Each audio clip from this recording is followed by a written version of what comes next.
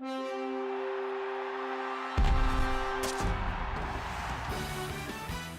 running the Cover 3 here at Pro Football Weekly, where we bring you 3 under-the-radar stories from Week 6 of the NFL season, and we're starting out in Tampa, where Bucs quarterback Josh Freeman racked up a season-high passer rating and threw 3 touchdowns, his most in a single game since December of the 2010 season, in the Bucs' 38-10 win over the Chiefs. Freeman, though, he did that Jekyll and Hyde act for the second time in as many games. Starts out really slow, and then by the second half really kicks things into high gear and looks like a different quarterback.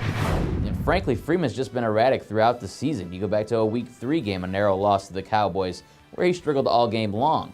In Week 2, it was the opposite of what we've seen in the past 2 games, where he started strong and then faded late.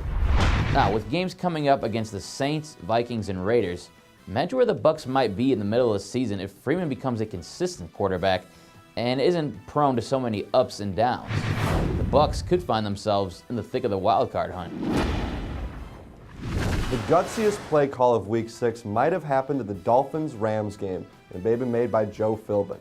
With 4:15 left to go in the game, the Dolphins had a 3-point lead and the ball at their own 40-yard line. Reggie Bush had just made an acrobatic play, but he was just short of the first down.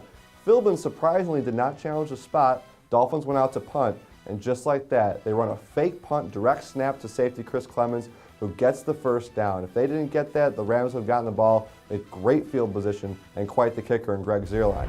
Instead, the Dolphins run out the clock a little bit, Rams miss the field goal at the end, and Dolphins get their 3rd victory of the season, 2nd in a row heading into a bye.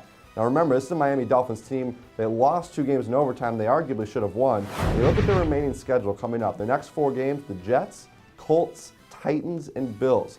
Ryan Tannehill is playing mistake-free football right now. The defense continues to play very well, and Joe Philbin clearly is not afraid when he's out there at head coach. And this Miami Dolphins team is going to be a force to be reckoned with down the stretch.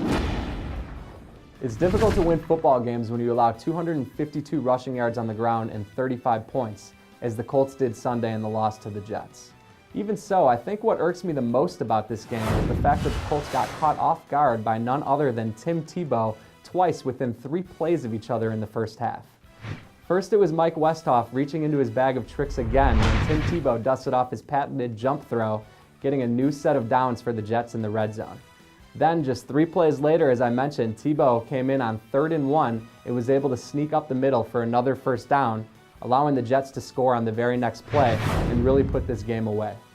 This really irks me because the Texans last week were burned by Tim Tebow on special teams, and let's face it, it's really his only role as that personal punt protector, so how any team in the NFL can't be prepared for this is beyond me. I realize that interim head coach Bruce Arians has a lot on his plate in a non-enviable situation that he's in right now, but he has to do a better job having his players prepared, not getting caught off guard in such a seemingly obvious situation. For all the news and analysis from Week 6, be sure to head over to our website, profootballweekly.com.